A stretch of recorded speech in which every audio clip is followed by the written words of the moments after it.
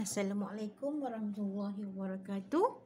Bertemu kita lagi pada hari ini. Hari ini cikgu akan sambung tajuk sains tahun 3 KPS yang seterusnya. Jadi KPS kita pada hari ini, apa itu KPS? KPS ialah kemahiran proses sains. Jadi hari ini cikgu akan masuk 2 KPS, iaitu membuat inference. Satu lagi ialah meramal. Okey, apa itu membuat inference?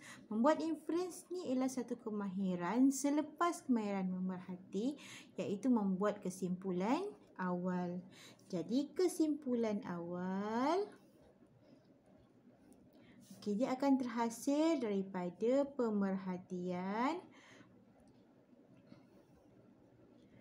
digabungkan dengan inference.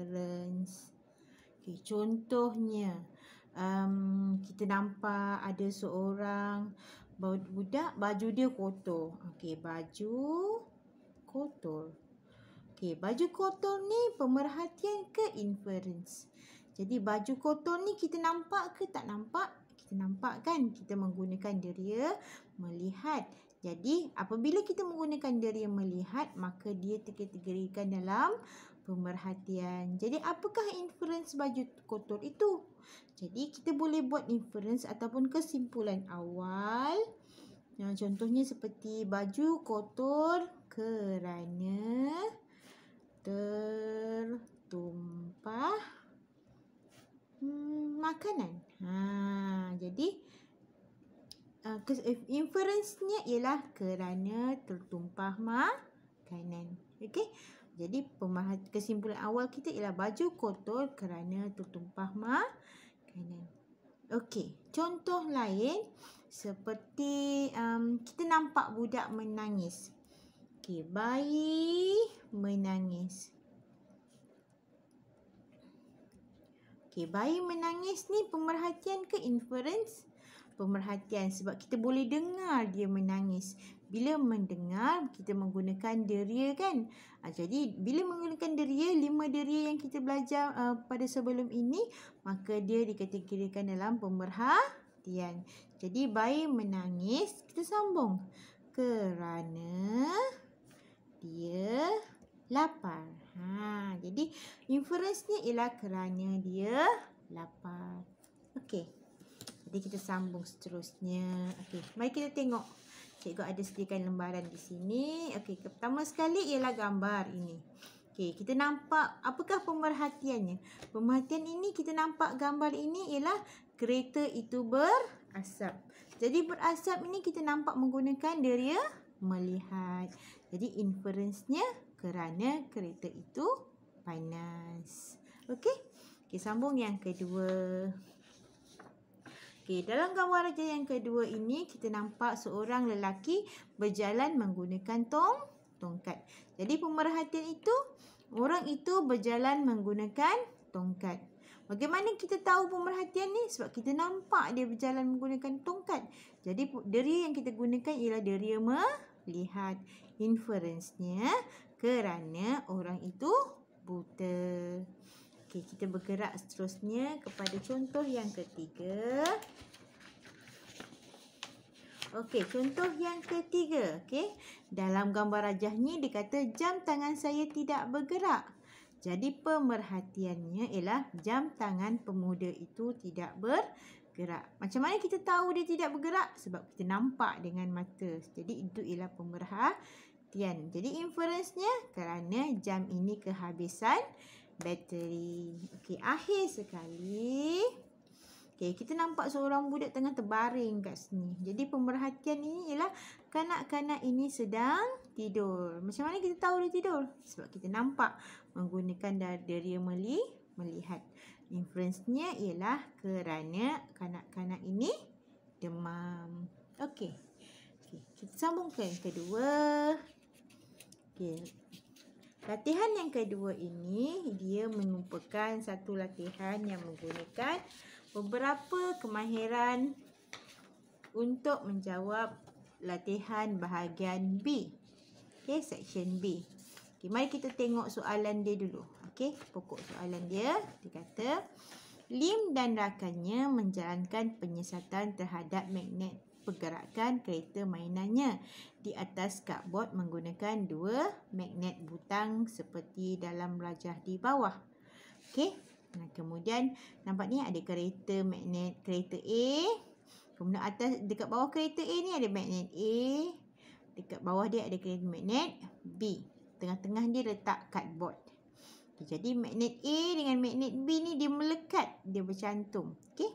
Bila bercantum, kemudian kereta mainan itu ditolak. Arah pergerakan kereta mainan maknanya dia ditolak ke hadapan kerana arah tolakan magnet B pun ditolak ke depan. Okey. Jadi kita tengok soalannya. Okey, soalan yang pertama, berdasarkan penyataan di atas, jawab soalan berikut. Tulis pemerhatian kamu terhadap kereta mainan selepas magnet B ditolak. Okey, apa yang kita nampak? Kita nampak ialah kereta mainan bergerak ke hadapan. Okey. Jadi mari kita tengok soalan seterusnya.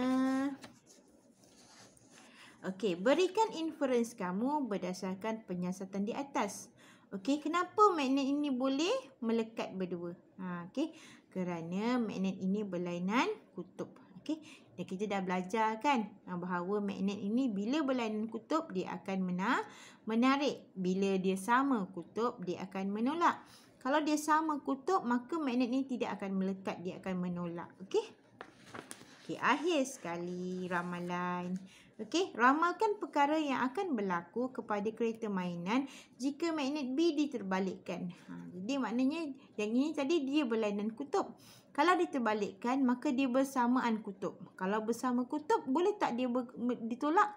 Tak boleh kan? Jadi pemerhatiannya ialah kereta mainan tidak bergerak.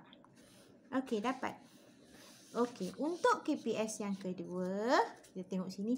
Tadi kita dah buat KPS meramal kan?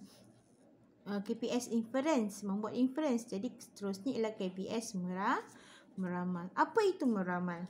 Okey. Meramal ini lebih kepada tanggapan. Tanggapan ataupun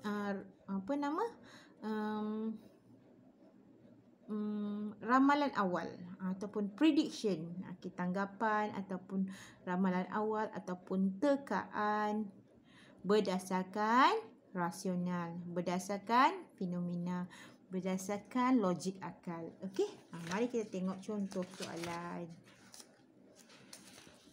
Okey, yang pertama meramal. Okey, ada gambar baju basah letak dekat depan kipas angin. Okey, soalannya, ramalkan apakah yang berlaku selepas 1 jam. Jadi, apakah yang kita ramalkan? Baju akan menjadi kering.